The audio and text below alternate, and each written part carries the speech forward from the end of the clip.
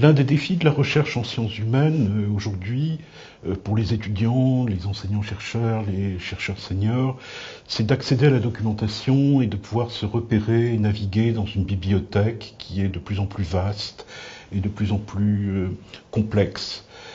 Nous partons aussi du principe que souvent les découvertes les plus intéressantes, les bénéfices d'une visite en bibliothèque tiennent aux livres, aux textes, aux sources que l'on n'est pas venu chercher directement, mais sur lesquelles on tombe par hasard au fil d'un rayonnage de bibliothèque. Le projet Savoir est né un petit peu de ce besoin, de cette contrainte, de ce rêve, qui réactualise d'une certaine façon le projet d'Abby Warburg, créateur de la bibliothèque de son nom, qui imaginait une bibliothèque où la proximité des livres sur les étagères pourrait conduire les lecteurs et les chercheurs dans des itinéraires intellectuels, des itinéraires de découverte, d'exploration, de dépaysement et de comparaison. C'est donc avec les technologies numériques d'aujourd'hui, l'Internet, les algorithmes, que nous essayons de recréer cette expérience de lecture et cette expérience de mobilité intellectuelle. On essaye de construire un corpus. Ce travail, on le fait à partir de technologies comme le XML-TEI qui nous permettent de structurer nos données de manière très précise. On va structurer des métadonnées, des noms de lieux, des noms de personnes par exemple, des bibliographies. Tout ça, on le fait en s'appuyant sur des partenariats comme le pôle document numérique de Caen et particulièrement la cellule METOP qui met à notre disposition des outils de travail collaboratif qui nous permettent de faire cet encodage avec des stagiaires, par exemple, de l'école des hautes études en sciences sociales, avec des doctorants, des post-doctorants et puis des enseignants-chercheurs qui contribuent à ce travail de constitution du corpus. Alors le corpus couvre à la fois des textes d'histoire des sciences, d'histoire des techniques et puis d'anthropologie des savoirs. Ça peut être des chapitres de livres, des articles republiés, voire des actes de colloques inédits.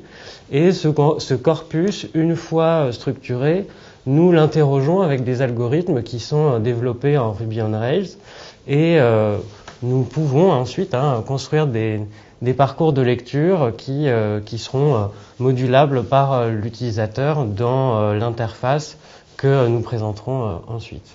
Et on peut préciser que la visée intellectuelle de Savoir est de contribuer au déploiement d'un nouveau champ de recherche, au croisement de l'histoire, de l'anthropologie, de la sociologie, de la philosophie, des sciences cognitives, des sciences d'érudition, des disciplines d'érudition et des humanités numériques, visant à développer une interrogation fondamentale sur la nature, les effets, les artefacts des savoirs humains, des savoirs individuels et des savoirs en société.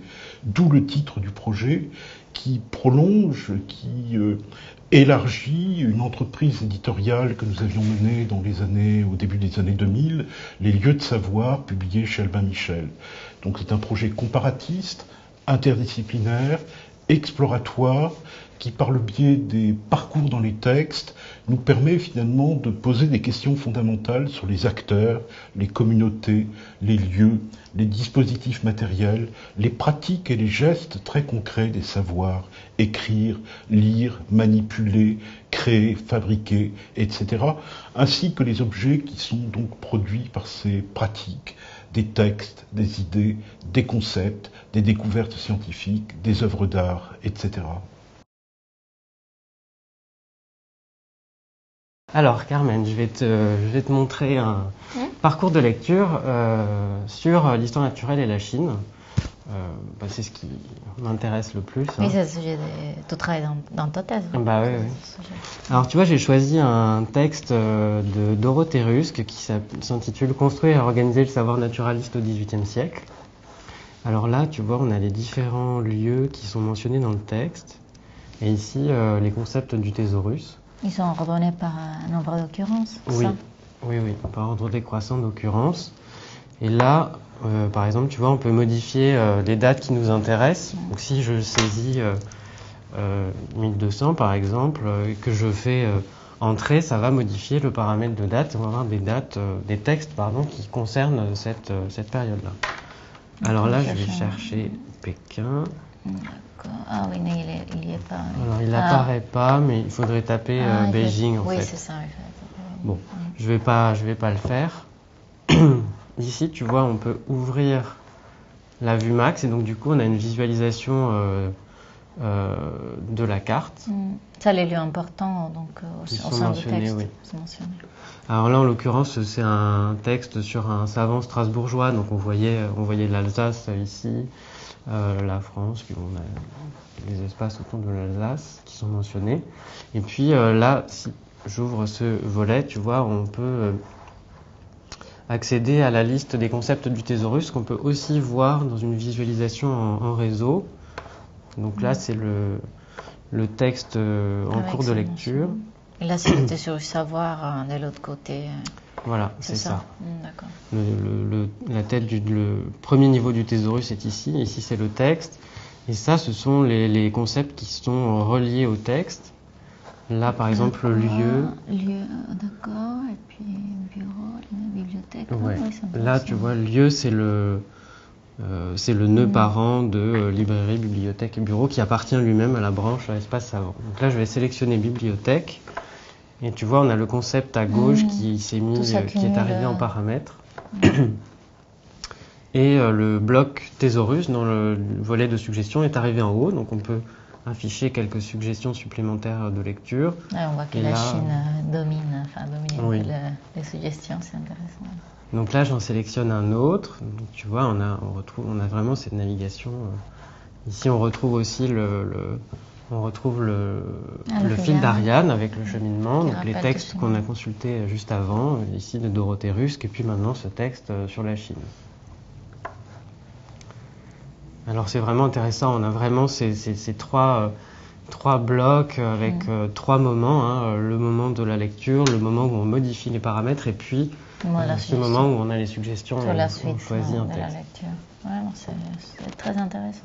Donc là, je peux aussi faire une recherche en plein texte dans tout le corpus. Donc là, j'ai mis le mot Chine. Hein, et on a des suggestions d'articles et de chapitres de livres qui concernent la Chine. J'en sélectionne un autre. Voilà, tu vois, j'ai pris toujours le même auteur. Mais... Et je peux vraiment, tu vois, pour prouver qu'il y a bien le mot Chine dedans, si je fais une recherche dans la page, on a bien le mot Chine ici. Voilà.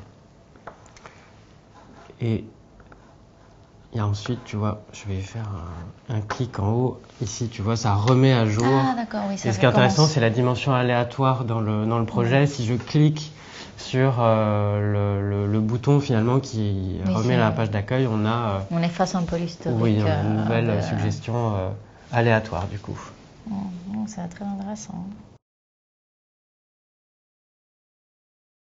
Notre idée d'organiser un hackathon dans le contexte du projet Savoir était d'avoir un moment et un lieu pour ouvrir et tester des pistes de développement pour l'application qui est aujourd'hui en ligne en phase stable. Et nous sommes concentrés sur 3 pistes, donc 3 grands axes, donc l'interface, les interfaces utilisateurs, l'analyse de texte et les suggestions parcours de lecture. Donc tout ça en s'appuyant sur les connaissances et les méthodologies mobilisées par les humanités numériques.